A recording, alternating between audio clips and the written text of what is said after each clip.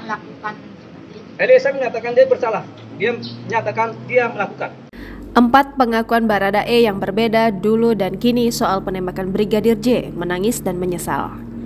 Misteri tewasnya Brigadir J mulai memasuki babak baru setelah Baradae alias Richard Eliezer memberikan pengakuan terbarunya.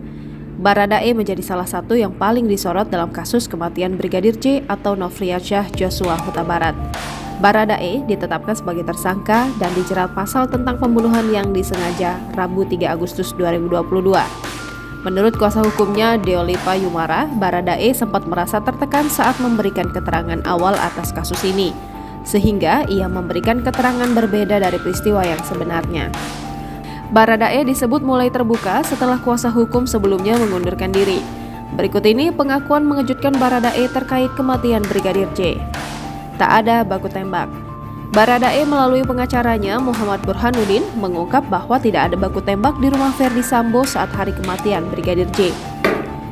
Burhanuddin mengklaim tembakan yang diletuskan dari pistol Brigadir J hanya untuk membuat seolah-olah terjadi peristiwa baku tembak.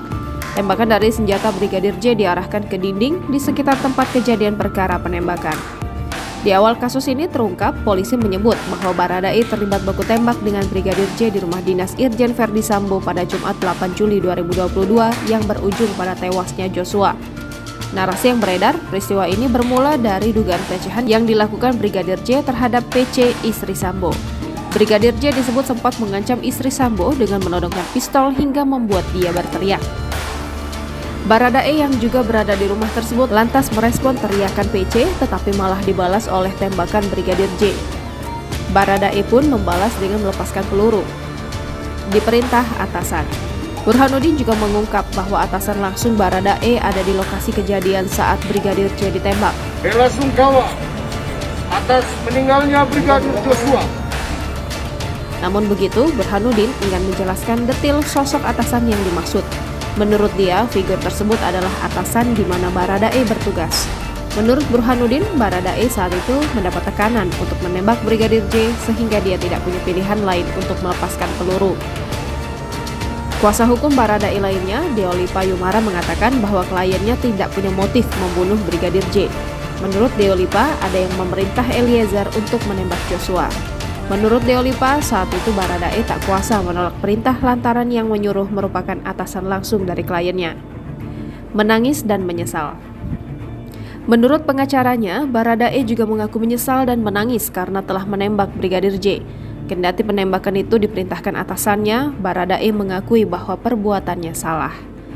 Ungkap nama terlibat. Pengakuan terbaru Baradae ini telah dituangkan dalam berita acara pemeriksaan penyidik kepolisian. Melalui BAP terbarunya, Baradae disebut telah mengungkap nama-nama yang diduga terlibat dalam kasus kematian Brigadir J. Menurut Burhanuddin, Baradae memberikan keterangan bahwa tidak hanya satu orang yang terlibat dalam kasus ini, melainkan lebih. Dengan demikian, Baradae bukanlah pelaku tunggal dalam kasus kematian Brigadir J.